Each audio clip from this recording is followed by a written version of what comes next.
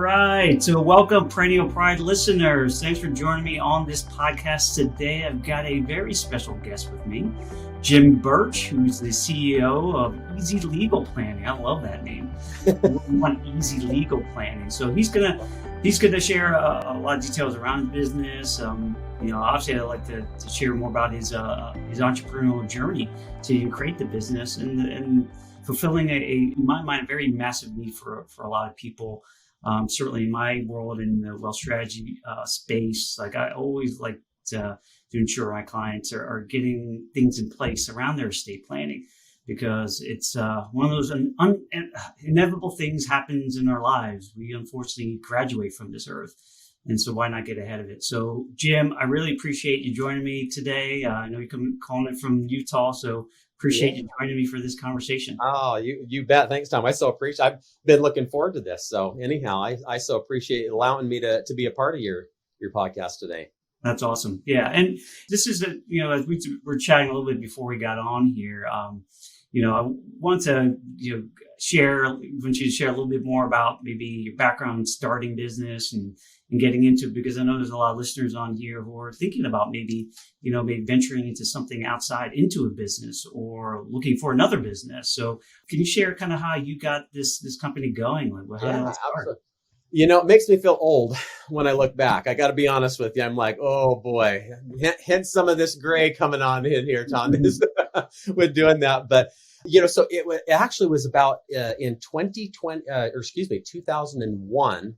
So coming up on 22 years ago. I can't even hardly believe it. Like I said, that makes me feel really old when I say that. But at that time, I was actually working at an estate planning law firm. So, that was all the law firm focused on was estate planning and business planning. So we just did trusts on that side of things. And then we did like LLCs and corporations and stuff. But really, that was the only two things that the firm did. Well, and I worked for the firm for quite a number of years. But what we saw time and time again, at least this is what I saw, is people would come in, they would sit down, they'd meet with the attorneys, and they wanted to get their estate planning done, and they needed to get their estate planning done. But when they told them the price tag, a lot of them kind of about-faced and walked out the door and said, I want to get this done, but I don't want to spend. And at that point in time, we started at about $1,500 and went up to about $5,000, which again, pretty normal, with doing that. But a lot of the clients were anywhere between $1,500 and $2,500. That was probably the pocket. But when somebody heard that, they were like, let me go look at my other options, and they'd walk right back out the door. Well, I kept saying to the attorneys, I said, this is a pricing thing. If you gave them a little bit of a discount, they would get this done because they know they need to get it done. They can see the value in this. But, and the attorneys would say, well, the problem with that is if we give them a discount, then they're going to tell their friends and family, and then we're going to have to give them a discount. And then all of a sudden we've just completely devalued our product. And I said, well, I get that. But anyhow, so I just saw a little bit of a window right there going, there's got to be a better way to be able to help these people that want to get this done, but it's more of a cost thing for them. So anyhow, after a little while and a little bit of research, I talked to the attorneys and I said, hey, would you guys be willing to draft the documents? So that way the documents are still, drafted by attorneys and done the right way, but we're going to take more of an online approach. We're going to see if we can educate people, do more of an online approach, and then they can fill out like a questionnaire so we can gather some of that information so that, again, when you guys are, drafting docs, that you'll have all the info. And they were like, well, that's great. Now, keep in mind, this was back in like 2004, 2005. So the internet was not what the internet is today, at doing that. And so they were like, well, yeah, we can certainly do that, but nobody's going to do that. Nobody's going to go online and fill out a questionnaire and blah, they're not going to do it. And I said, well, do you mind if I give it a shot? And so they said, yeah, absolutely. So anyhow, that's really kind of how this thing started. So we started off kind of helping doing this in Utah. And then because of our price point, things really kind of, they took off relatively quickly on doing that because we were able to provide that same end product, but just get it there. Really, it was even more than, a third of the cost, because at that time, we were between $500 and $600. Now we're a little teeny bit more expensive now, but at that point in time, it was roughly around, $400 or $500 to get everything done. And that was really nice for those people that were used to hearing somewhere between $1,500 and $2,500. Well, anyhow, we got a little bit more traction and then started to do it more on a national platform. We actually had a financial planning company that we were working with in Utah, and they said, we're getting rave reviews of you guys are doing a great job, but we want you to do this on a national platform. So anyhow, which was kind of a bittersweet. I was like, oh, this is exciting and this is great. But then I was like, oh no, we got to figure this out and try to be able to get some attorneys in all the different states so we can actually have docs that are state specific. So anyhow, that was really kind of the next step in the process, was then, finding the ability to get attorneys in all the different states so that all the documents are state specific and attorney drafted. And so anyhow, it just has kind of snowballed from there. But that's really kind of how this whole thing started, is I just saw a niche of like, oh, this is a pricing thing. And then it was like, you know what, let's try something different. And it kind of took off. Wow, that's amazing. And, to your point, like people are just dying to get probably to do something just at that price point. And you saw an opportunity. And I mean, for you, were you looking to even get into business like when you were working as a estate planner? Just kind of, I mean, really and truly, no. I really wasn't, because again, I was working at the firm. I was doing a lot of the marketing for the firm and doing a lot of, presentations and seminars and those types of things. So I mean, I had zero expectations or really I wasn't even thinking about that. And then all of a sudden, when that opportunity kind of presented itself, I was like, you know what, we can actually do this, and we can do it at a lot more of affordable cost, and we can then do it on a national platform. So that kind of broadens our ability to market. And so anyhow, that, and then all of a sudden I think about that going, almost 22 years later, here we are and still plugging away with that. Unbelievable. Yeah. It's kind of quite amazing to think about the journey with that, because, from the, we see these every day. There's, I guess, an endless supply of challenges or problems people face. Yeah. It's so true. Yeah. And how do you sort of put your head around, creating an actual business around it other than sort of, within the company? So like, what were some of the, outside, you kind of mentioned some of the challenges to say, okay, well, people even do this online. You said, well, we tested that one and that worked. So the next one is expanding it. What are some of the things through the course of the expansion really, as you reflect back on it, what were some of the things you had to tackle? That was probably one of the biggest and hardest parts of this whole thing, is being able to scale, because you have to have the ability, like, to be able to do that, like have the software that'll allow it to scale. And then also on the back end of things, because we do things a little bit differently. I know that there's some other companies that, that do what we do, but presentation wise, a lot of times they'll either just email the packet, like they'll send an email to the client and the client has to print everything off and get it all signed and notarized. Well, because of my background working at the law firm, our process is, we try to keep it almost as identical as we possibly could. So like all of our stuff comes in binders. We have sections that separate, and we have a little sign here, sticky tabs. And that takes a lot more time. I mean, people may not realize that, but to have to pay to have somebody do the printing and binding and shipping and the sticky tabs, those are some of those little challenges. But I wanted to do that to kind of separate ourselves. And I can't tell you, I mean, it's paid dividends over the years, because we get a lot of people that the biggest compliment that we actually get is when we get the documents to a client, and then they'll call me back and they'll say, I was sitting with our notary, and our notary was shocked at how well this was all put together. And they said, we gave your information and then the notary calls me and they'll say, I need to get this done myself. I would notarize it. So that's one of the biggest compliments, honestly, that people, can pay to us, is when they're getting things done and somebody's like, wow, this is really, really well done, and I need to get this done for myself. And so that, again, like I said, it's kind of paid dividends over the years of just not taking the shortcut of, let's just email the docs to them and then make them print everything. We kind of put the presentation together really nice, so that when they get it, it's super easy to get everything signed and notarized. And we have a little checklist that's like, okay, get everything signed and notarized. And then once that's done, the next step is doing this. And we have a little checklist, and we have email reminders that go out as well to try to make it just as easy as possible. Well, that's a type of, especially in something that's, obviously potentially a very sensitive topic, right? You're planning for your departure from this earth. So It's already sensitive. There's maybe some intimidation, maybe dealing with legal documents, right, in general. Yep. right? Because they're just getting nervous. So you just sounds like you're trying to make the experience as simple and stress-free as possible. Totally. I mean, really, really and truly, that's exactly what we're trying to do on that. And I feel like we've done a good job. I really do. I really feel like we've done a good job with making that process as really as simple and easy as we possibly can. So how do you manage? That's a really fascinating. So how are you managing all the different, state, because the state rules change, all this.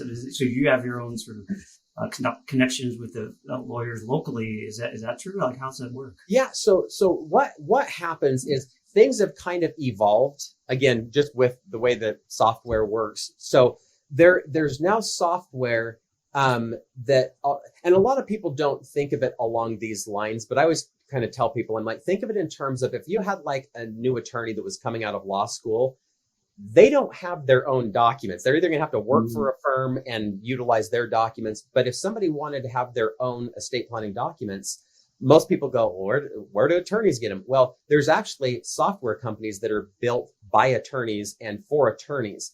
And what they do is they have these top estate planning attorneys in all the different states that essentially draft these documents together, and then they sell it as a package. You can do state by state, so essentially that's what it's transitioned into. So essentially what we do is we just purchase the software for all 50 states, so that way we know that the documents are all current, and we get updates usually about every 4 to 6 months on those. So that way, and that's not like just straight across the board. Like we'll get an update that says, hey, in Connecticut, the notary language has changed. And so all of a sudden, then we know that that's updated. Or they'll say, hey, in New York, the healthcare powers of attorneys have now changed. So that way we can ping our clients that live in whatever state it is. And if it's something that pertains to them, we can shoot them an email that says, hey, just wanted to let you know, there's been a new update. This is how it will affect you. And let us know if you want to, to make an update or an amendment to implement that. So that's really how we kind of stay on top of that is, which is really nice because that way we're not dealing with like, oh no, did this state change something? This particular company that we work with, they stay on top of all of that. And we get those updates every 4 to 6 months, which is nice because that way we've always got the latest and greatest and most current stuff in all of our documents. Oh, that's wonderful. Yeah, I know. It's just like anything else. I don't know how quickly state law changes happen, but we know they will change. Yeah. So it's certainly important to kind of keep up to date. I always tell my clients to get that reviewed by your state attorney, or if you're using a service like yours, to try to get some settlements if there's anything updated, because things can go. I've heard cases where like some documents are no longer valid anymore. Right. Just because of how long they've been out there. So important. Well, the other thing that a lot of people don't think about is they'll get some documents that are drafted state specific to a certain state, and then they move and they go to a new state. And then all of a sudden they're like, hey, I've got my estate planning done. And then, a lot of times if I was talking to somebody and they said, I've got my estate planning done, I'd say, okay, how long ago did you get those done? And then where did you get them done? And then they'll say, oh, well, we actually got these done like 15 years ago. And at that time, we were living in this specific state, but things have totally changed. We now live in a new state. And so I'm like, oh, no. So your documents are not state specific to where you're at. And they're like, no, is that a problem? And I'm like, well, depending on how the documents are written. I mean, some trusts are written in a way that they have some language that can kind of pick up, not necessarily other states, but it's more written in a way like because trusts are federally governed. Like every state's going to recognize a trust, but every state also has their own little rules revolving around trust. And also the powers of attorney, like medical and financial powers of attorney, can also be really state specific. And we don't want to have a medical power of attorney that's for another state. So all of a sudden, if the husband and wife or individual were incapacitated and they go into the hospital and they've got a power of attorney that's either really old or from a different state, sometimes the doctors are going to be like, we're not used to seeing what this is. Now, not to say that that's going to invalidate it, but we want to make sure that we've got the documents that everyone's used to seeing in that specific state. So that's why, again, it's just important to stay on top of things. And if you do move, again, we do want to make sure that the documents are updated to whatever state that they are now residing in. Now, Jim, if someone had, because it sounds like this, because it has obviously documents like wills and the trust you mentioned, but you even alluded to documents that are used while you're living, right? A healthcare power of attorney, a healthcare proxy, and those sorts of things, right? So it isn't just about sort of the estate plan for passing wealth on. Right. Okay. Absolutely. And a lot of people don't think of it along those lines. They don't think of it in terms, because they really kind of what you were just saying. Most people go, oh, well, this deals with if we pass away. But it also deals with, hey, what if you were in a car accident and you're rushed to the hospital and you're incapacitated and you can't communicate your wishes with the doctors or your family? Then what then? And a lot of times, spouses can communicate for each other. Not all the time. There are some states that don't allow that, but for the most part, married spouses can communicate with each other, no problem with, not having any issues with those HIPAA laws. But if all of a sudden both spouses were in an accident, they're both incapacitated, and all of a sudden the kids stepped in, now it's going to be, it's a different story, because all of a sudden the hospitals go, we have to follow all these HIPAA rules.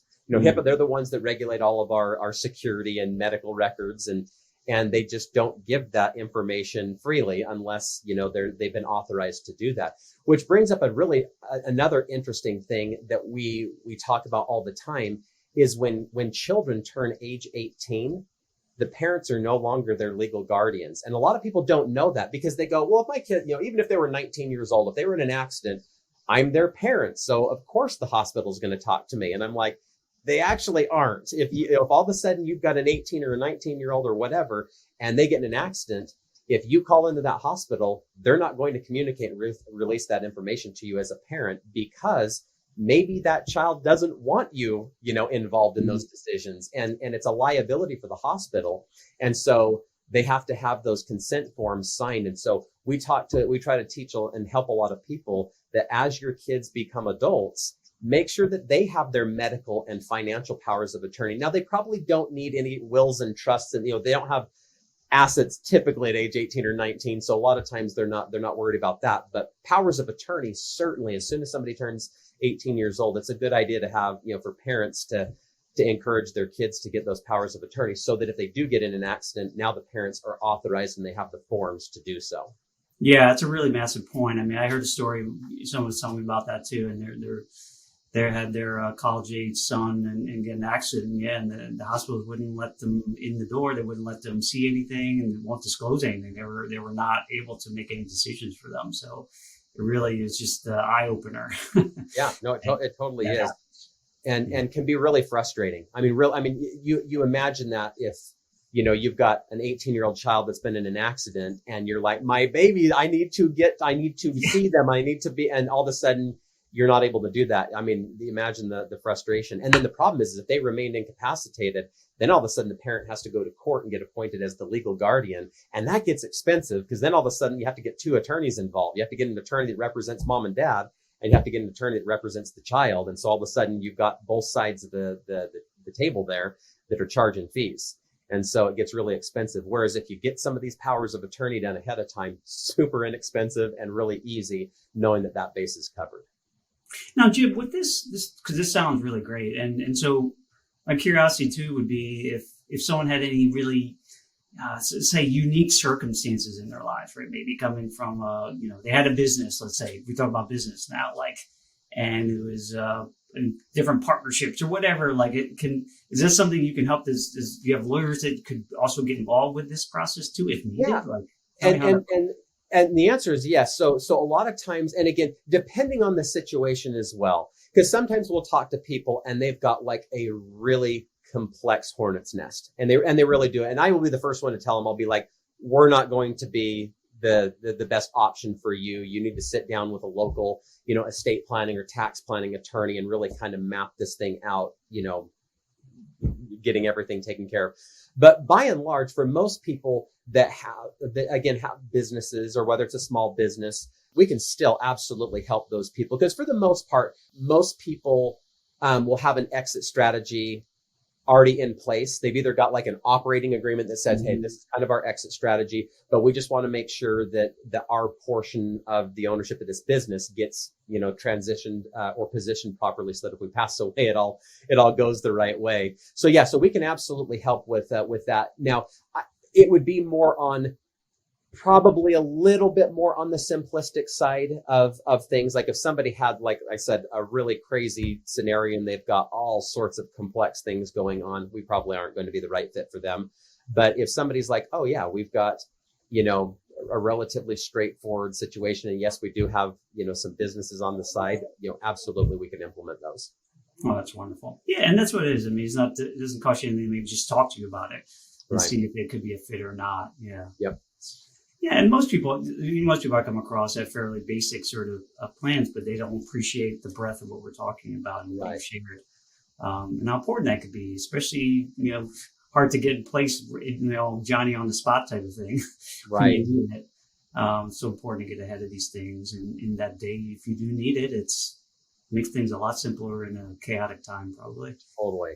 Um, And it's funny, you kind of hit the nail on the head, because I feel like, and we were kind of mentioning this before we were kind of chatting, I was laughing because a lot of times when I talk to people, they feel really guilty because they're like, I've never done this. I've gone my entire life and I know I need to get this done. I've never done this. And I said, don't feel guilty at all. I'm like, you are leaps and bounds ahead of most people. And like I was mentioning, I mean, the majority of people, the AARP did that study, and I believe it was 64% of the adult population in the United States die with never doing anything. No wills, no trust, nothing.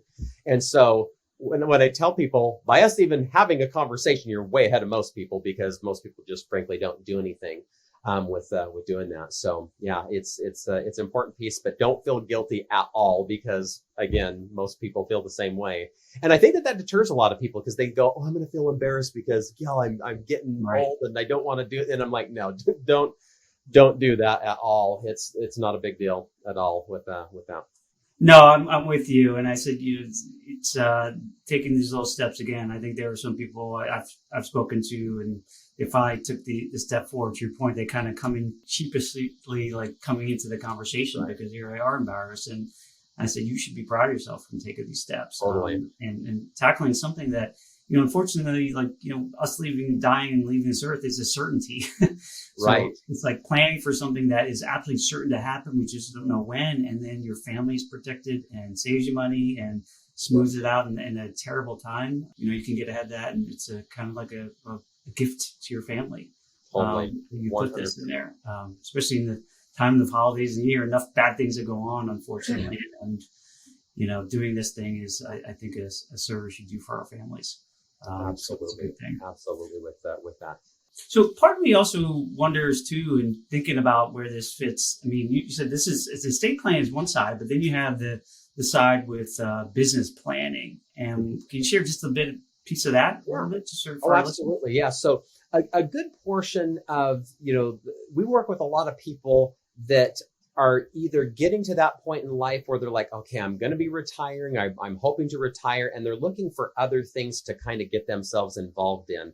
And one of the things that a lot of people that we deal with really and truly on a daily basis is they've gotten into the rental world, where they're buying investment properties or holding properties, and they want to have things, set up the proper way, so that if something did go sideways, that they're not getting, they're not coming after them personally. And so we do a lot of those types of setups with, setting up LLCs for different holding properties, or if somebody wants to set up a business. And it's interesting because I've had a lot of people that as they retire, they've had these hobbies that they've done, and all of a sudden they're like, I'm going to turn this into a business, because now that I have a little bit more time to focus on this particular business. I had a client that is a firefighter, but at the same time, he also does leather working, and he's really, really good at leather working.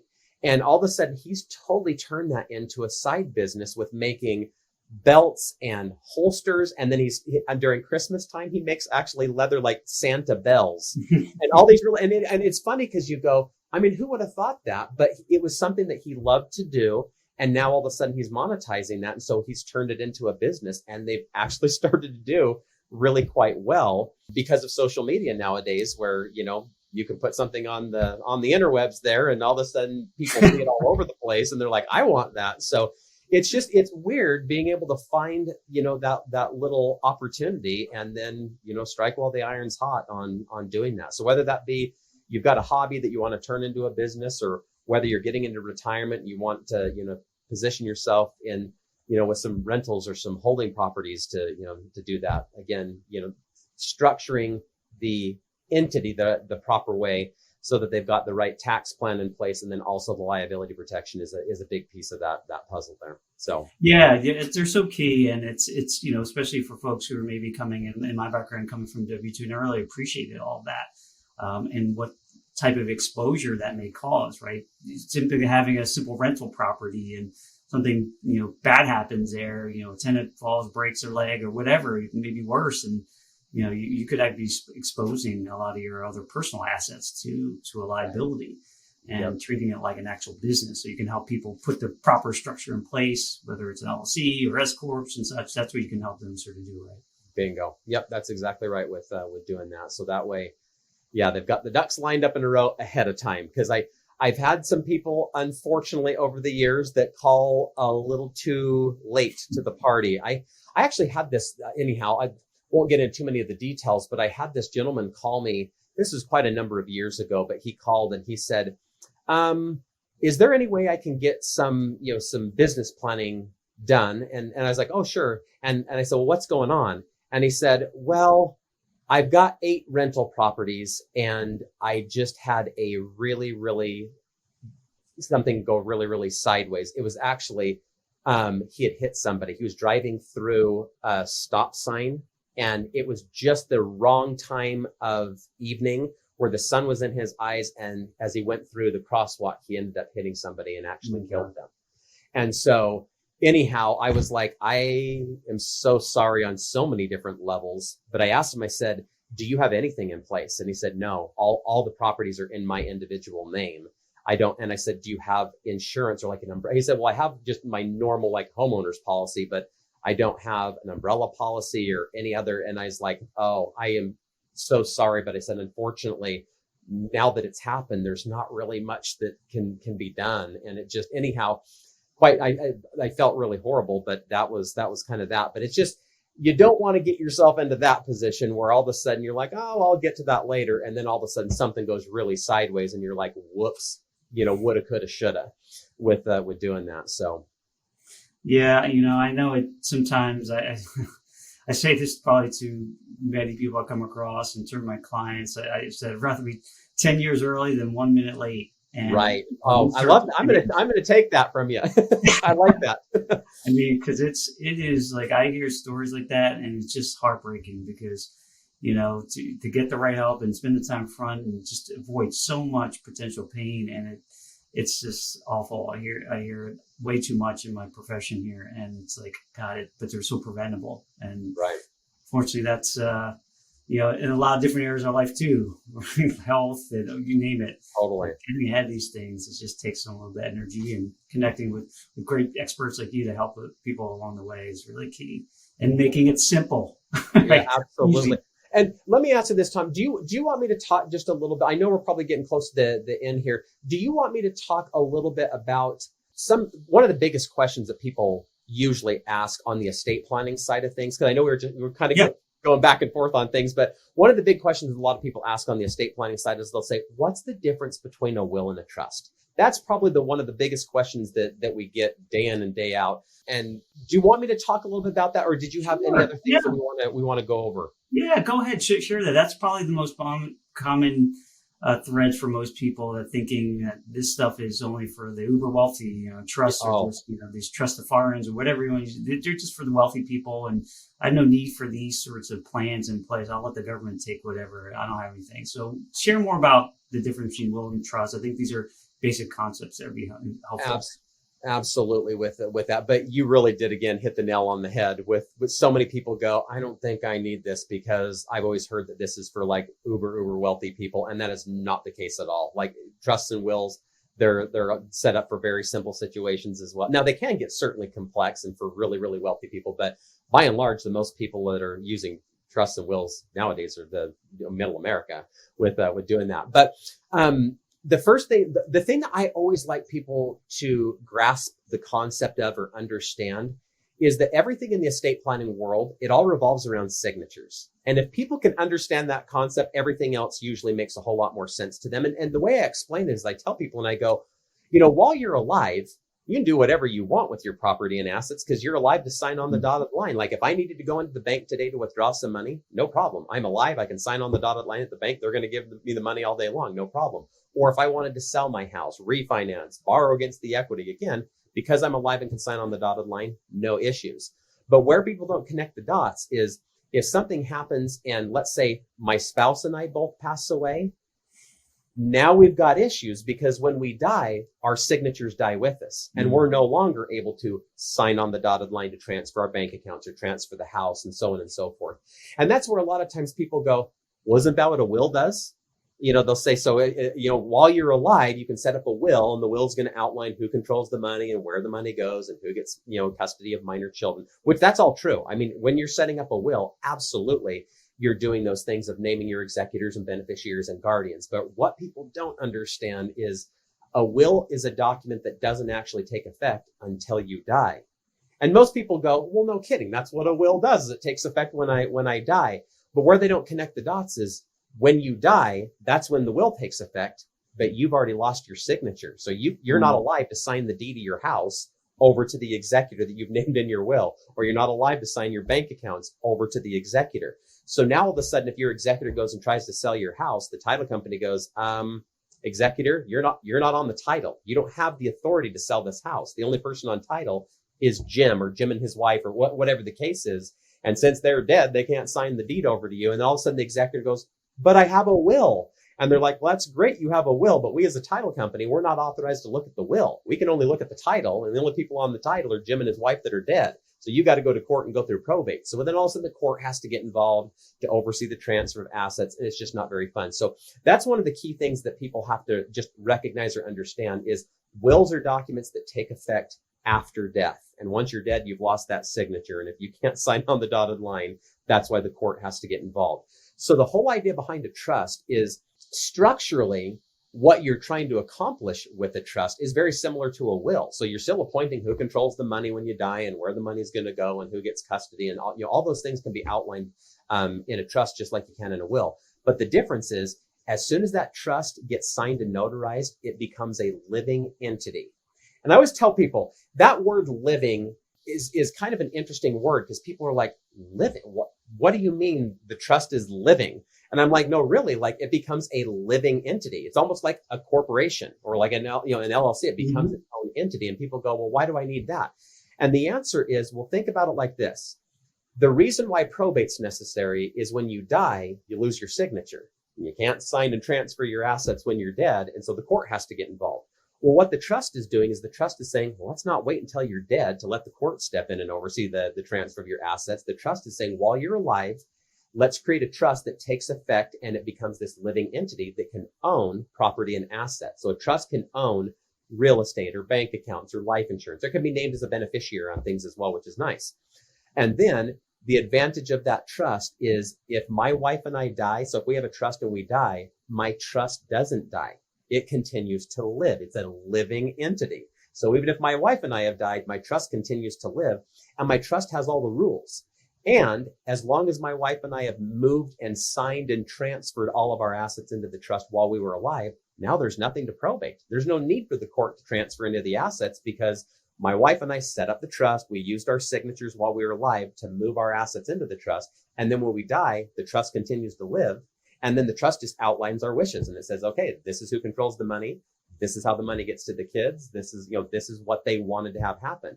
And it's all done outside of court, which makes it just a whole lot easier, cheaper, simpler, and really quite, great for those. I shouldn't say great. That sounded horrible. That's never a great time. That came out the wrong way. That's never a great time when, again, parents pass away, but it makes it a lot more simplistic for those, the loved ones that are left behind to pick up the pieces.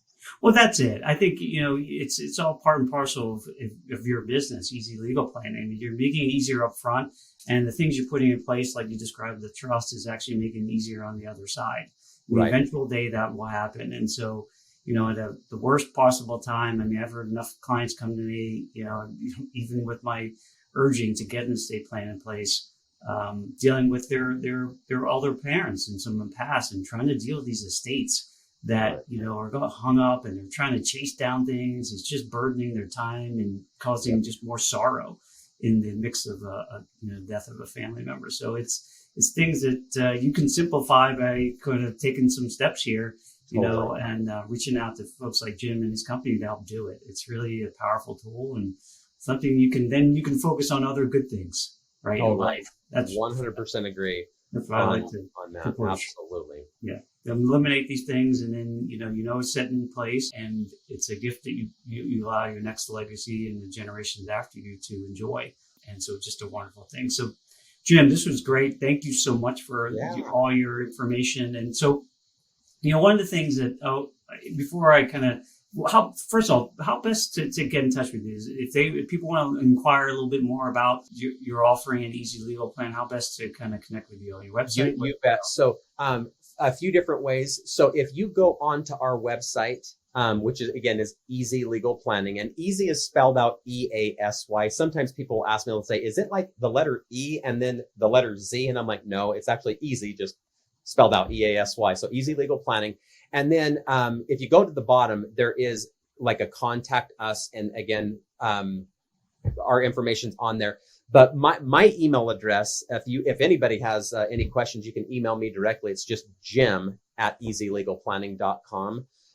That's probably going to be the very easiest thing to do, is shoot me an email. And then if we need to schedule a time to talk, I absolutely would be more than happy to do that. And I'll just email you a link to my online calendar, and then find a day and time that works. And then we'll chat.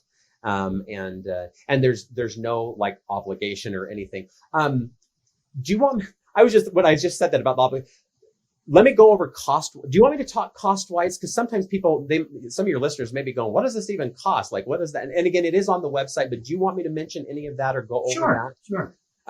Just cost wise. So we do everything in straight flat fees. So our fees don't go up or down based off of, complexity or this, that, and the other. So, the cost for our trust package is $595, and there is a $15 shipping. So really it's $610, on doing that. But that includes the trust, wills, powers of attorney, healthcare directives, living wills. Again, that's the full package. And that covers whether it's an individual or a couple as well. So that's the cost for that. And then the only other cost that we have is deed preparation. So when you own property, particularly like a primary residence, that property title needs to get transferred over into the trust. So instead of it showing you as an individual or a husband and wife as joint tenants, it needs to get transferred over into the trust. And that's done by recording a deed at the county. So we charge $200 to prepare the deed. And then you've got whatever the county recording fees are. And those are kind of all over the map, just depending on where you live. But those are all the costs that are associated. And then on the LLC side of things, we just do a straight flat fee of $315 to set up all the paperwork. And then you've got your state registration or filing fee on top of that. So those are the fees that are associated with that. But those are all listed online as well. But I just wanted to go over that. So if somebody wasn't going onto the website, we could at least verbally hear it. No, we'll push them there. This should go. No, but you're making it easy. It's easy, and it's and definitely cost efficient to do this way. And I would highly encourage you to go reach out to Jim. And obviously, he's easy to talk to. You can tell in this podcast, very enjoyable. So thank you for joining me, Jim. Really appreciate it. I thank you for your help with some of my clients as well, and me personally. So thank you. Appreciate it. And you're so welcome. And best of luck for you in your business, and we'll stay in touch. All right. We will see you. Plan on seeing you soon. And thank you so much as well for all you do. We so appreciate it. Thanks for joining me on this episode today. I really am grateful for you as listeners to the Perennial Pride podcast. I hope you're getting some tremendous value out of it, and hopefully pushing you along your journey to financial freedom. I put this podcast together really to help you get more educated around your finances so that you feel empowered to live the life that you really want. And if you like the content that you heard today or watched, then I would encourage you to go to my website, perennialpride.com. There's tons of other content there. And you can access my book, Wealth Beyond the Numbers. You can buy it there on my website. It's a aggregation of a lot of great tips and tools I've learned to not only build my wealth in my accounts, but build wealth in my life and abundance and joy, and something that has a lot of my experiences in the journey that I've been on personally. Hopefully that can be also of value to you as you sort of move forward. So thanks again for being a Perennial Pride listener, and we'll see you on the next episode.